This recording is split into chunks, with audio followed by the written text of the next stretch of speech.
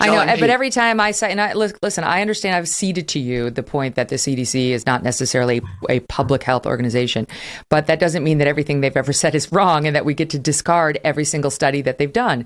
There are hundreds of millions of people who have gotten these vaccines who are perfectly healthy, in part thanks to the vaccines. They're not walking around with measles. They're not walking around with flu. They're not walking around with rubella. They don't have Hep B. Those are good things. The vaccines are not all bad. Just because we have suspicions about some of them, and in particular the COVID vaccine, it doesn't mean we can. And because you started this, Bobby, by saying I am not anti-vax. You started it by saying I'm not.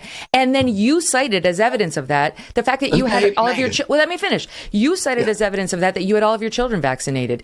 And then when I said, well, then if you have all these concerns, why did you have your children vaccinated? And you said, well, I didn't know any of this back then. So the fact that you had your children vaccinated does not suggest you are not anti-vax.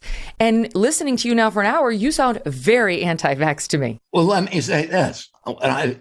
Here's my bottom line. Show me or call all of these guys who you talk to on, Paul Offit and the other people and ask them to show you a scientific study for each vaccine that shows that this vaccine is averting more harm than it's causing. That's all I ask for. That